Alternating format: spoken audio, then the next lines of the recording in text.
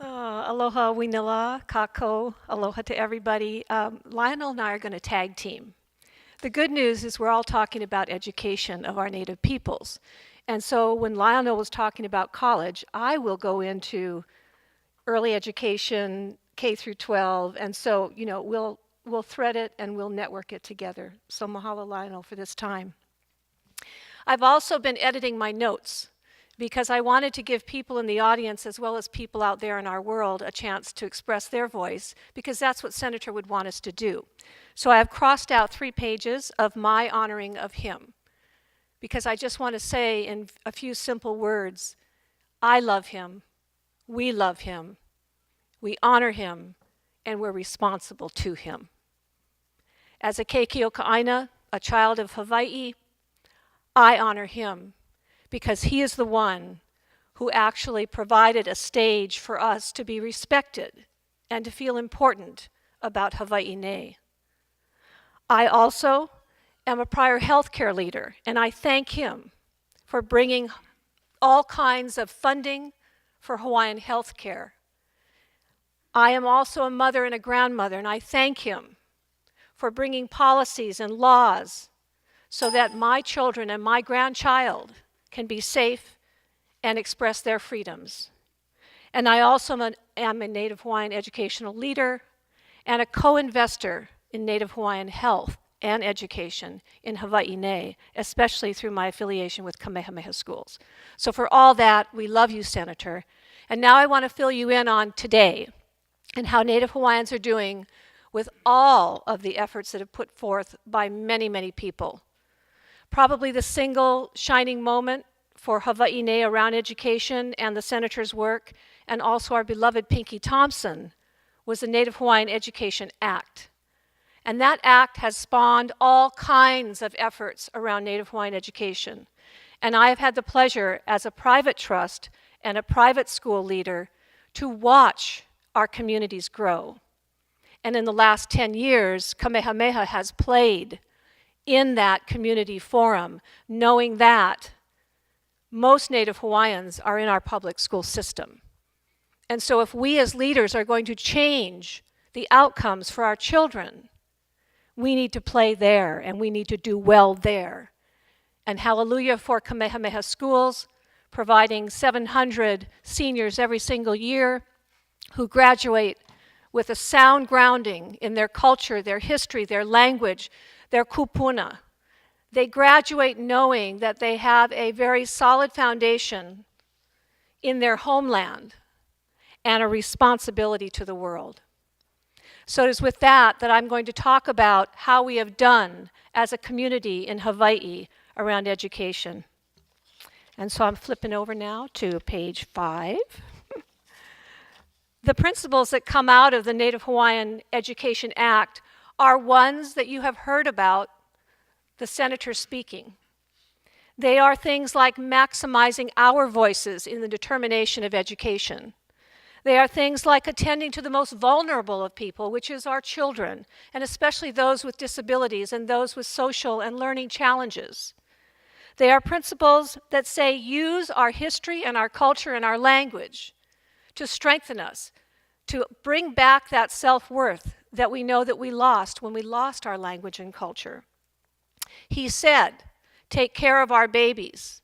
Early education is essential. He said, literacy in everything about knowledge is important by grade 3. And in our Native Hawaiian Educational Act, we talk about post-secondary enrollment, but even more important, completion.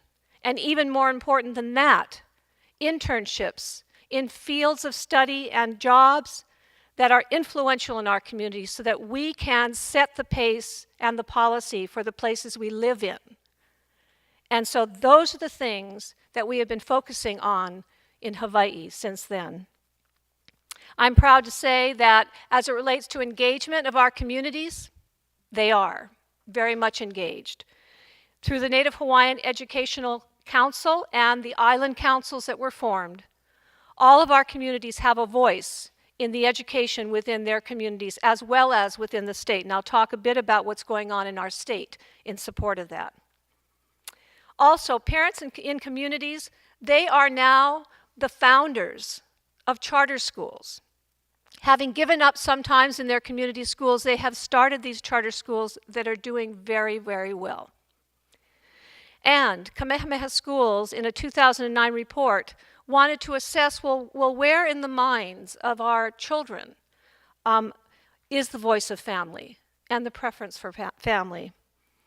And what we found is that for Native Hawaiian children, 86% of them said that they had a very close relationship with family and family meant everything, compared to non-natives who had an 80% rate.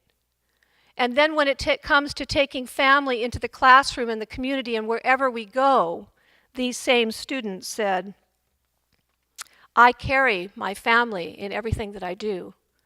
70% of the time is what they reported. And for our non-native children, students, 52%. So you can see the strength of family in the students as they live out their educational careers today. But we have to move beyond just engagement through input. We have to move beyond engagement around determining what our standards are, and we actually have to now engage in accountability. Because we've set the road for so much good to be done, and now we need to see that that good is done. I want to talk to you about our statistics, about what is happening at the community level and our student levels. First and foremost, participation is high. Culture and language is infused in everything that we do, both in the private sector schools and also beginning in our public schools. And so you will find that many of our people who are engaged on the Council for Native Hawaiian Education and others have designed assessments, language assessments, cultural assessments, all integrated with our core standards that are required for students in Hawaii. Right now, the low bar, the floor of education is Common Core. The heights that we expect of our Native children is about the character and the values that are required for a Native student to have the pride of kupuna looking down on them. And so, there are at least 20 pages that I read of cultural and language indicators for our children in Hawaii.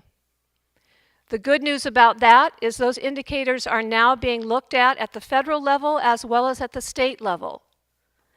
And the good news even further is they are being accepted as models to move forward on.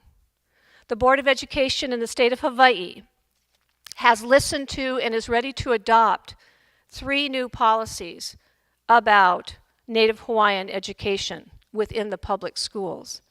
They are the start of many good things to come. And so I'm going to just share those with you because earlier we talked about, how can we get at the state and federal levels this kind of support? So the first one is Policy 2104. And it says, Hawaiian language, culture, and history will be an integral part of Hawaii's education standards for kindergarten through 12th grade. This applies not only to our Native children, but to every child in the public school system, because when you live in Hawaii, you need to not only know about Hawaii, but you need to feel it, and you need to be it, and you need to practice the values that come from it. Also, they've established an Office of Hawaiian Education as we speak to implement Hawaiian education goals, which are extensive and built into that integrated cultural and language curriculum. Policy 2105, another new policy. Every student should have reasonable access to Kaiaupuni educational program, which is a immersion Hawaiian program within the public schools, which provides students with Hawaiian bicultural and also bilingual education. The goals of that program include working with other Hawaiian institutions and communities to establish the high standards, teacher proficiency, and student outcomes. And finally, an amendment. Hawaiian values should guide our general learning outcomes in the public school system and provide a framework for all other policies. And those would be Kuleana, responsibility, malama, care, imina awau, knowledge, aloha, just a love for human beings, ha'aha'a, humility, and ike pono, justice. These are things that are coming out of our public school system, and then even in the University of Hawaii and Chaminade universities, Lionel, we have them focused on Native education and Native Hawaiians. In the University of Hawaii, they have finally said that our primary people that we serve are Native Hawaiians. And so they are building programming and culture and language into all that they do. And at Chaminade University, they have highlighted Native Hawaiians and Pacific Islanders as the people that they need to attend to as their focus and priority. Finally, I want to give you some sobering statistics that I'm hoping that all of this capacity that has been built up in Hawaii will begin to change. Because while we have done many things and we have had many students graduate and done remarkable things in the world, and I can stay here forever and talk about that, we have problems. In early learning, 31% of our children actually get some kind of an early learning program. Luckily, in our state, our Native Hawaiian children are going to preschools and early learning programs that are integrated with culture and language because most of them are going to the Kamehameha schools, preschools, or are on scholarship to other schools that Kamehameha requires culture and language to be given through. We exceed the state's rate of early learning, which I am not proud of. The state is below 31%, but our children are getting the benefit of it today. If we go look at reading, we have greatly surpassed 2007 reading rates for grade 3. We are now at a 67% level compared to where we were not too long ago at a 42% level. At math, we have also increased over time. However, we have found out that after 3rd grade, we start to slip. So by the end of a student's career in 12th grade for Native Hawaiians, our math proficiency drops to a level of 33%. College enrollment, college completion, not good. The nation suffers from that, the state suffers from that, but our Native Hawaiian children are not enrolling in college as much as they need to, and certainly not completing. Their level of completion at this point in time is 19%. So, with all of the good stories that we have and with all of the capacity that we've built, I come back to the word accountability. Who is accountable for our students' education outcomes? We are. And this is the senator speaking. He talks about self-determination, he talks about self-governance, he talks about being responsible for our own destiny. And this is exactly what we need to do on behalf of our children.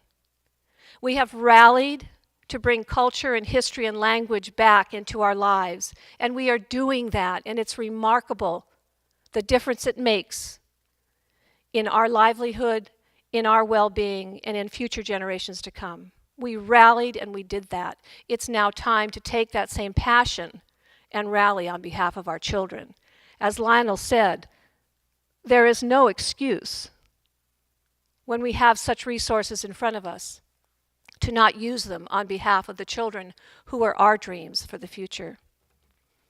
So with that, I'd like to turn it back to Lionel and just appreciate him for what he is doing to pave the way in the next journey for us in Hawaii, which is a university system that is fully integrated in our culture and language.